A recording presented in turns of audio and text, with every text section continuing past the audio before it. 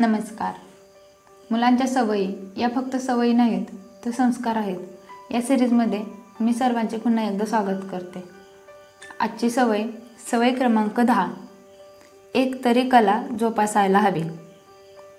पु ल देशपांडे यांचं एक प्रसिद्ध वाक्य आहे, पोटापाण्याचा उद्योग तुम्हाला जगवेल पण कलेशी केलेली मैत्री तुम्हाला का जगायचं हे सांगून जाईल. यासाठीच आपल्या मुलांची कलेशी मैत्री असायला हवी. त्यांच्याकडे किमान एक तरी कला असायला हवी आणि ती कला त्या मुलांना जोपासायला हवी.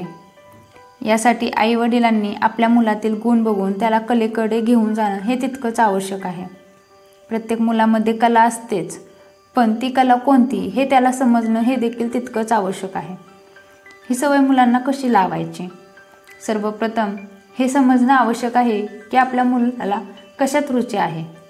कोणाला चित्रकलेत तर कोणाला संगीतामध्ये, कोणाला गाण्यामध्ये तर कोणाला नकल करण्यामध्ये, कोणाला वेगवेगळे आवाज काढण्यामध्ये, कोणाला हाताने काम करण्यामध्ये. अशा अनेक प्रकारच्या कला मुलांमध्ये असतात. यासाठी मुलांना वेगवेगळ्या कलाकारांनी केलेल्या कला दाखवायला हव्यात.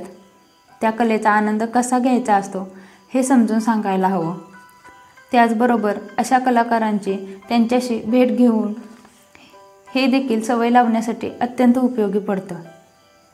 आपल्या आजूबाजूला तर असे काही ग्रुप कार्यरत असतील जिथे कलेवर काम केले जात असेल, त्या ग्रुपबरोबर आपल्या मुलांना जोडणं हा देखील मुलांमध्ये कलेची आवड निर्माण करण्यासाठीचा सर्वोत्तम पर्याय ठरतो.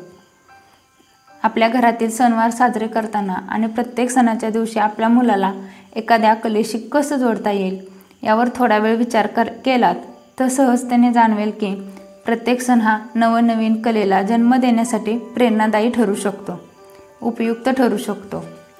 या कलेतून मुलांना काय मिळेल? महत्त्वाचं म्हणजे मुलांमधील कलागुणांना आपोआप वाव मिळेल. मुलांची कलेशी मैत्री होईल. प्रत्येक कला ही आनंद देऊन जाते आणि त्याचबरोबर सर्जनशीलतेचा अनुभव देऊन जाते. हा अनुभव जर मुलांनी लहानपणातच घेतला तर तेव्हा ती मोठी होतील तेव्हा या क्षेत्रात ते आपोआप रमतील, या क्षेत्राचा आनंद घेतील. कला ही फक्त काही क्षणांपुरती मर्यादित नसते, तर ज्याच्याकडे जी कला आहे ती कला त्याच्या आयुष्यातील प्रत्येक भागात डोकवायला लागते.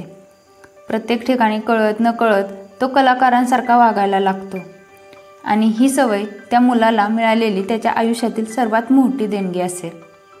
तर तुमच्या मुलांमध्ये अशी कोणती कला आहे? कमेंट बॉक्समध्ये सांगायला विसरू नका. धन्यवाद.